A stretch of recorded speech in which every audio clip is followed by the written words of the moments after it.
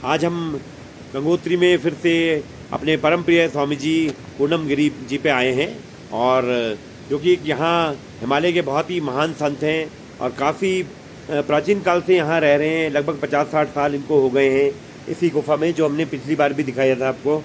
ये इनका आश्रम है, सिद्धाश्रम है, इसी गुफा में ये रहते हैं।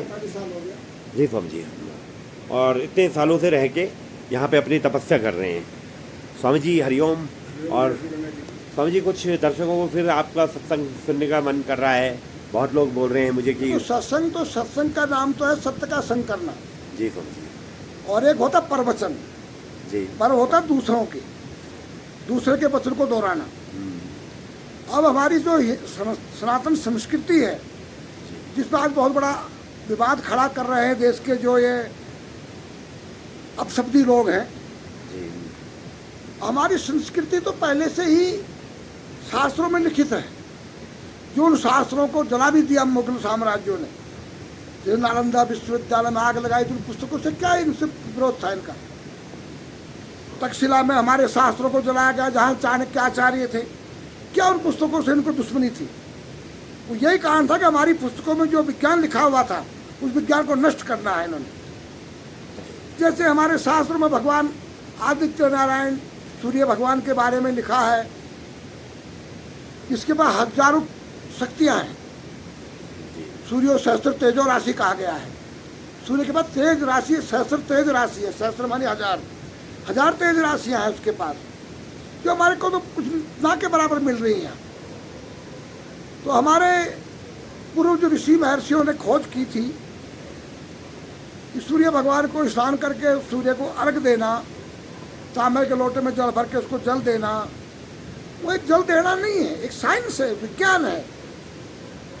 जब हम तांबे के लोटे में जल भरेंगे तो जल कॉपर हो जाएगा, कॉपर वाटर हो जाएगा। तांबे का कॉपर है तो उसको जल भरा हुआ कॉपर वाटर हो गया। जो आज भी बहुत से वैद्य और डॉक्टर कहते हैं तांबे का पानी पीजिए आप, स्वास्थ्य के लिए लाभदायक है।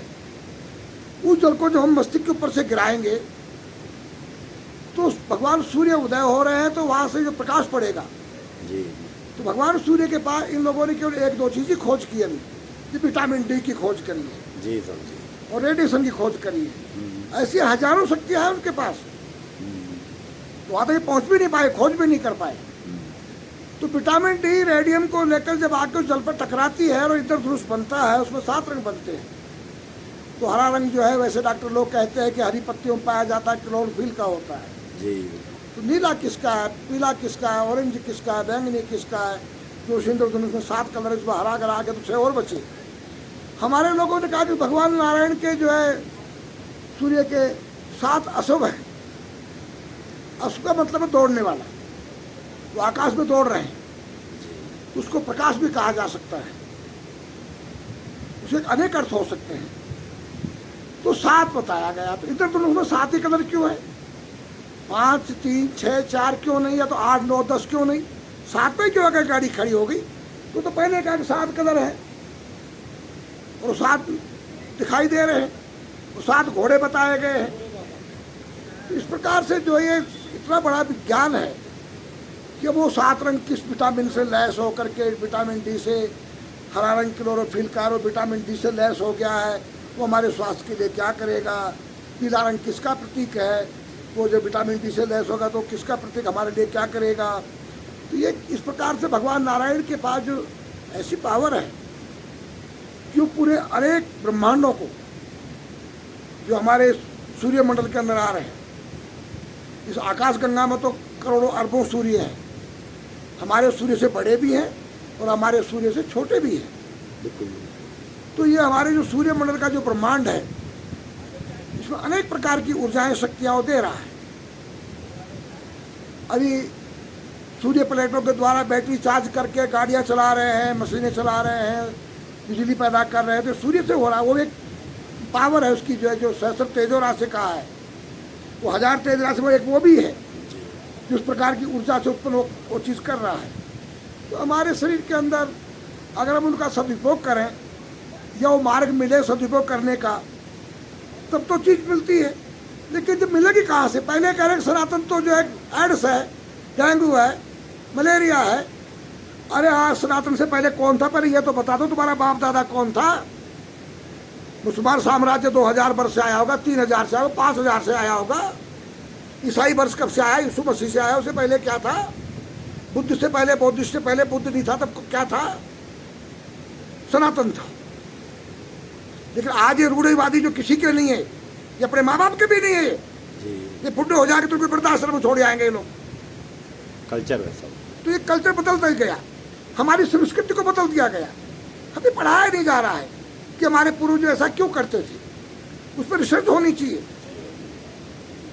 अभी जो है हमारे शरीर में बीमारियां आ रही हैं, डॉक्टर लोग इलाज नहीं करते हैं, दवाई सही नहीं लिख के देते हैं। अगर सही लिख के देंगे, मरीज नहीं होंगे तो फिर भूखे मर जाएंगे। हमारे यहाँ पहले था, बड़े बड़े वैद्य थे, बड़े बड़े जड़ी बूटी के विशेषज्ञ थे, सुश्रुत जी थे और धन्वंतरी जैसे थे, चरक जी थे और निखुकंठ जी थे, मेघदूत जी थे, सारंगधर जी थे, महोदर जी थे। ये ऐसे से थे बड़े बड़े रासायनिक जो इन जड़ी बूटियों से, औषधियों से बीमारियों को जड़ से खत्म करते थे। कौन सा मुसलमान सा सकता बीमार हो गया, कोई औषधि काम नहीं करी, तो गौमूत्र के द्वारा एक औषधि बनाई गई और उन्होंने कहा मैं मूत्र तो ले नहीं सकता, तो कुरान के पन्नों पर लगा दिया गया। उसने कहा कि आप थूक लगा लगा के अंगुली पर कुरान के पन्ने पलटी और पलटा तो स्वस्थ हो गया। तो यहाँ तो इतिहास ऐसा है, तो उस इतिहास को इन लोगों ने लुप्त कर दिया है। आज भी अगर देश को बचाना है, सनातन संस्कृति को बचाना है और नए विज्ञान को बचाना है, अब पूरा विश्व विनाश की तरफ जा रहा है। किसी भी समय या परमाणु बम और जैविक बम और हाइड्रोजन बम फूट सकते हैं। अगर जैविक बम कोरोना आया था एक, उसका कारगर इलाज भारत ने ढूंढा। हमारे यहाँ के जो वैज्ञानिकों कह लो या हमारे जो रिसर्च करता कहो, जिनको ऋषि कहा जाता था पहले, ऋषि वही है जो रिसर्च करता है, मुनि वो है जो मनन करता है। तो पहले के लोग ये ऋषि मुनि जो थे, यही एक वैज्ञानिक थे जो आज के हम वैज्ञानिकों को ऋषि मुनि कहते हैं। जो आज के जो डॉक्टर हैं, अगर वो निष्भाव से अगर इलाज करते हैं मरीज का, तो वो हमारे सुसप्त जैसे, चरक जी जैसे, धन्वंतरी जैसे। धन्वंतरी तो रावण का वैद्य था,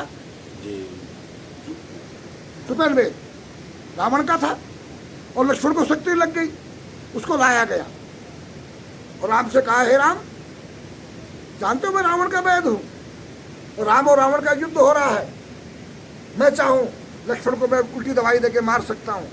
तो राम ने मुस्कुराते हुए कहा, हे वैद्यराज, वैद्य ने तो राम का है, नहीं रावण का है। वैद्य एक मरीज का है, मरीज और एक वैद्य का एक अटूट संबंध है जो आत्मा और परमात्मा का है। अगर आप भेदभाव करेंगे तो आपकी औषधियाँ निष्फल हो जाएंगी।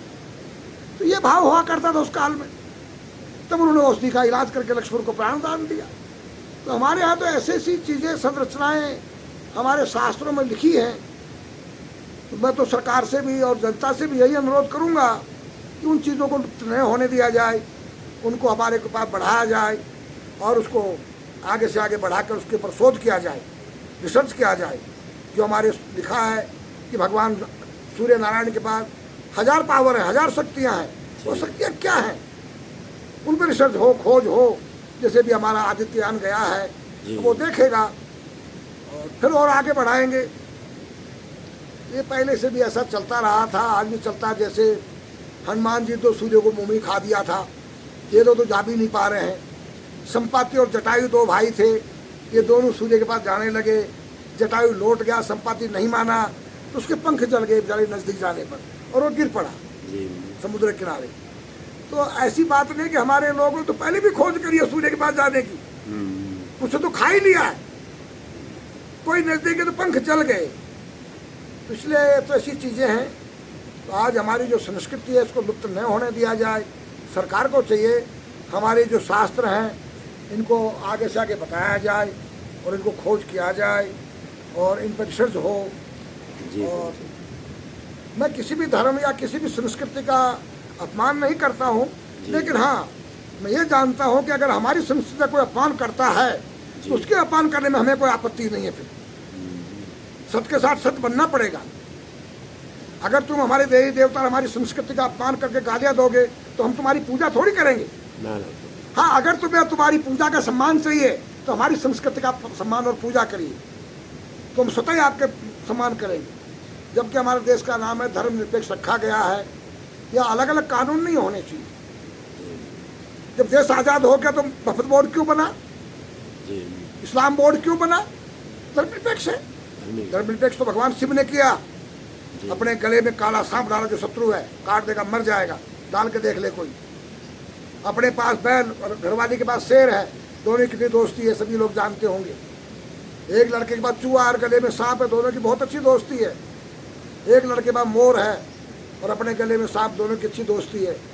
तो इनसे कहा देखो मैं अपने आत्माराम के अंदर रम रहा हूँ, ध्यान में हूँ, आप कोई किसी को परेशान मत करना, अगर करोगे तुम्हारी खाल निकाल के इस बाघ की खाल की तरफ बिछा दूंगा। अनुशासन, संविधान, दंड। और भगवान महादेव जो है अपना ध्यान बंद में बैठ गए हैं और कोई भी किसी को परेशान नहीं कर रहा है, प्रेम भाव से रह रहे हैं। इसका नाम है धर्मनिरपेक्ष। अगर इसमें हिंदू का त्यौहार है तो मुसलमान, ईसाई, बुद्धिस्ट, सिख सबको मिल करके उसका सम्मान करके उसका स्वागत करें। जब मुसलमानों का कोई त्यौहार है तो उसमें हिंदू, सिख, ईसाई, बुद्धिस्ट, जैन ये सब मिल करके उसका स्वागत करें। ऐसे कोई ईसाइयों का त्यौहार है तो मुसलमान, हिंदू, सिख, जैन ये सब मिलकर उसका स्वागत करें। तो क्या एक उल्लास भाव ही रहेगा पूरे देश के अंदर, हमेशा बारू में नहीं। तुम किसी पर पत्थर फेंकोगे तो क्या दूसरा नहीं जानता पत्थर फेंकना? वो अच्छा भी नहीं है। नहीं, अच्छा तो नहीं है। क्या वो नहीं जानता पत्थर फेंकना? तुम फेंक सकते हो तो तुम्हारे अंदर ये भाव कहाँ से आए जो पत्थर फेंको? वो कौन रूढ़ावादी है जो पत्थरों की शिक्षा देते हैं? उनको हटा दिया जाए, दंड नीति से प्रयोग होगा। हाँ, इस देश में रहते हो, मान लो यहाँ भारत में रह रहे सभी लोग, क्या चाइना या पाकिस्तान से युद्ध होगा और लड़ाई में बम गिरेंगे तो क्या मुसलमान नहीं मरेंगे? पाकिस्तान के बम से हिंदू ही मरेंगे। फिर क्यों मुसलमान पाकिस्तान का समर्थन करते, रोटी अन्न यहाँ का खाते, नमक हराम क्यों बन रहे हैं? देश के लिए कुछ सोचो। देश के लिए सोचोगे, देश तुम्हारे लिए सोचेगा। इसलिए सभी का सम्मान करना सीखो। और मेरा तो यही निवेदन है सबसे कि भाई शांति भाव से रहो और सब जियो और जीने दो, किसी के ऊपर भी कीचड़ मत फेंको। जी सर जी, और सभी धर्मों का सम्मान हो। आकाश में थूकोगे तुम्हारे ऊपर गिरेगा, दूसरे पे नहीं गिरेगा। अब रही बात देश को लूटने की, ये सारे चोर हैं नेता जो देश को लूट दिया है। अगर आप पेंशन लेते हो तो आपका इंटरव्यू होना चाहिए, आपका पढ़ाई का कागज होना चाहिए, जो नौकरी वाले का होता है कि आपकी डिग्री दिखाइए, आप तब नौकरी मिलेगी।